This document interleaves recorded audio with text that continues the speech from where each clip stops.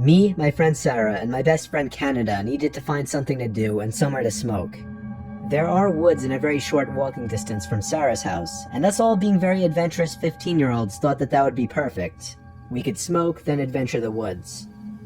Thinking back, I wish we would have smoked behind Sarah's house and just watched scary stories or some shit, but we didn't. When we made it to the opening that led into the woods that we went in, we adventured, we smoked, and overall, we had fun. And I wish this story ended there.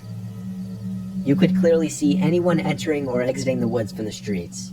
Sarah lives in a very nice neighborhood, except one house beside the woods that we were in. This house was old, and me and my friends often joked about how it looked like something out of The Hills Have Eyes. It was a rusty, blue tin house with pigs in the backyard.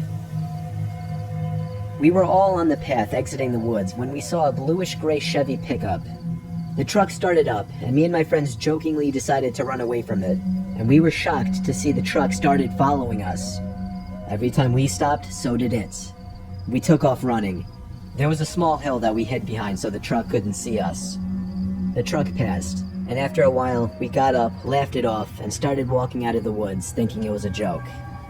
After about 5 minutes of walking, we started to approach the exit, but we were all struck with fear when we saw headlights blocking the exit. We looked at each other, wondering what to do. Upon looking into the truck, I saw that it was a larger-sized man in a hat and red shirt, but that was all I could see from that distance. In panic, Canada pulled out a small pocket knife.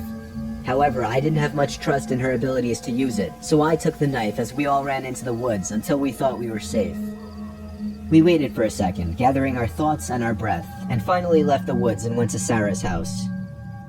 This happened at the end of our freshman year of high school. We are all in the middle of our sophomore year now, and we've since stayed away from those woods for months. On September 10th, however, we went into the woods one last time. It was Sarah's birthday, and again, we needed to find somewhere to smoke. There were 6 girls and 2 boys, so we thought it would be fine to go back into the woods, figuring safety in numbers.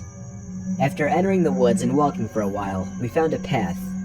Me, Sarah, and Canada had seen the path before, but we never adventured it. To get to the path, you had to go down a small, steep hill. We all made it down the hill, and soon after came up to a fork in the path leading 2 ways. We chose to go left.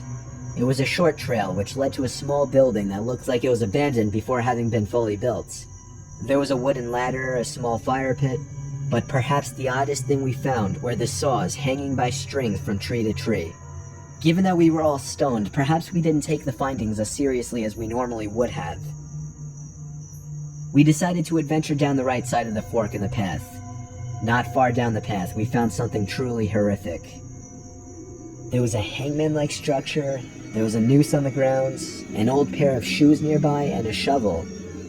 I'd never felt so uneasy in my life. We took pictures of everything, and we quickly left the woods safely, and I've made a personal promise to never go back into those woods. We believe the man who chased us in the pickup truck had something to do with what we found in the woods, and we were only more grateful after this that he didn't catch us.